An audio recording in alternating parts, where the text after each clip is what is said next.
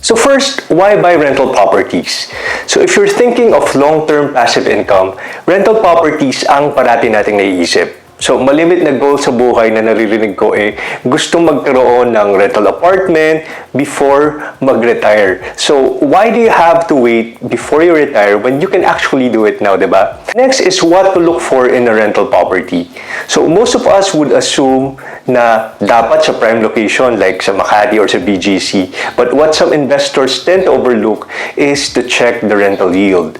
So, metrics are very important in looking for rental properties, and rental yield is one of my top priorities.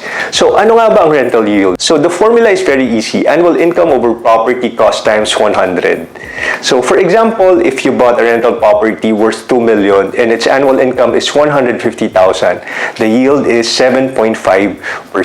So, normally, I would look for a property that has a minimum of 6% na gross rental yield. So, pag mas mababa pa dyan, medyo it's already off my list. So, the way you can compute the rental yield per location is by checking the current market price and the current rent price. So, for example, sa BGC, magkano na ba ang isang studio unit?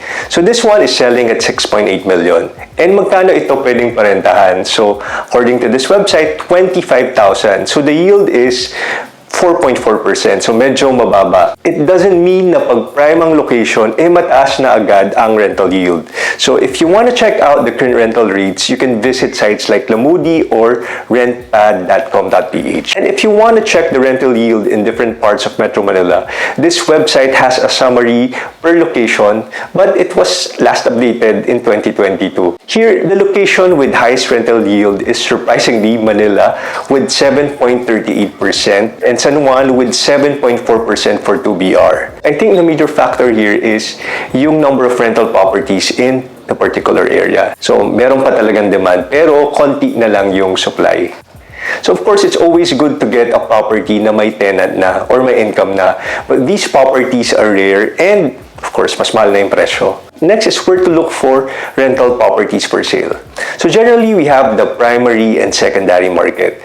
So the primary market includes new and ongoing projects of property developers. So if you have plans to have your property rented in the future, you can buy pre-selling units. And the advantage is you're buying it at a lower price or tawag nilang introductory price. Plus, meron pa itong flexible payment term. So, but the disadvantage nga lang is wala ka pang immediate profit since it's still being built. So, which brings me to the secondary market. So, ito yung mga pre-owned properties or resale properties na natirahan na.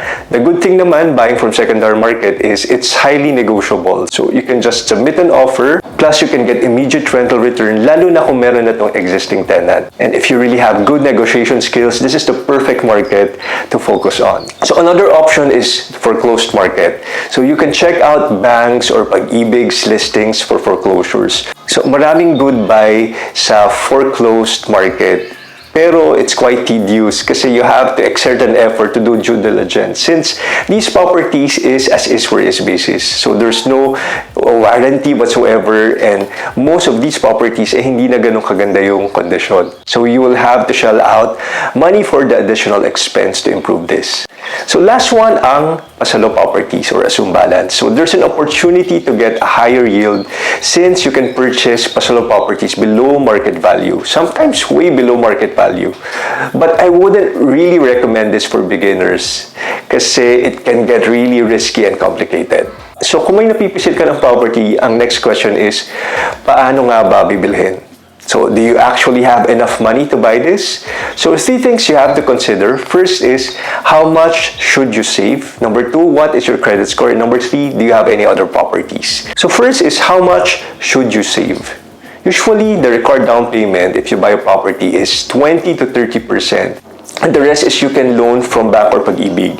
So, for example, if you're buying a 3 million property with 20% DP, you should save around 800,000 to 1 million.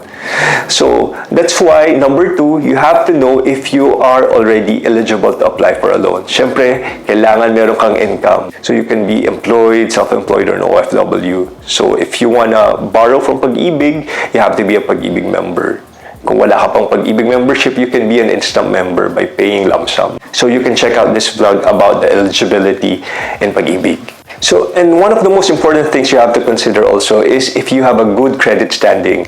You can check your credit score from different bureaus. You can do it online. So you can check this blog where I discuss why credit score matters. So number 3, if you have any other assets or properties, you can use it to your advantage through equity loans. So as equity loans, you can borrow up to 70% of the value of your property and use it to buy investment properties. So kumbaga parang sinasanla mo yung titulo ng property mo sa mga bangko or sa pag-ibig. So I also discussed this from my previous vlogs. You can check this one out.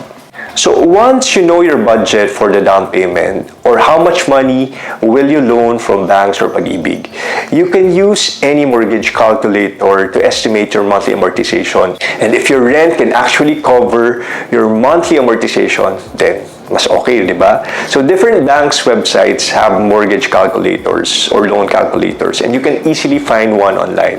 So like for this one, yung friend ko just consulted me.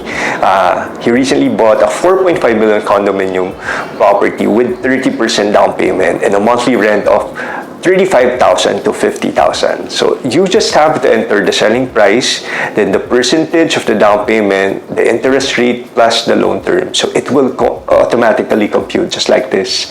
So here the monthly is around 24,000 and the rent is around 36,000. So with this figure, the rent can 100% cover the monthly amortization. So it means positive yung cash flow natin. And if we check the yield using the formula, it is 9%, which is pasok naman sa requirements na minimum of 6%.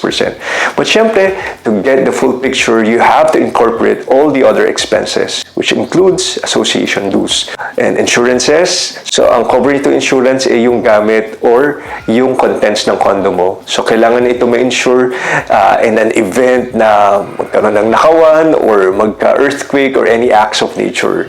Next is the real property tax. Usually, it's around 2% of the assessed value. So, kung nasa Metro Manila ka, 2% ito. Then, agent's commission, kung agent yung nakahanap ng tenant mo.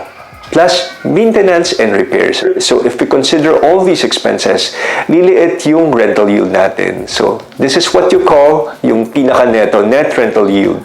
So, more or less, from 9%, bababa siya to 7.5% or to 8%. So, just to give you a heads up, it's rare nowadays to find a positive cash flow, lalo na sa Metro Manila, especially with the interest rates that we have now. My advice is if you think your number still makes sense after running them, like for example, the rent can cover naman most of your monthly amortization and your expenses, then I would suggest to go for it. If wala ka naman halos ilalabas buwan-buwan. At the end of the day, bawing-bawi naman tayo sa value appreciation ng property, lalo na may inflation ngayon. So my philosophy has always been, instead of saving your money sa bangko and it's gonna lose its value to inflation, better invest it with a real estate property. So buying rental properties is considered one of the most financially rewarding strategies in real estate investing.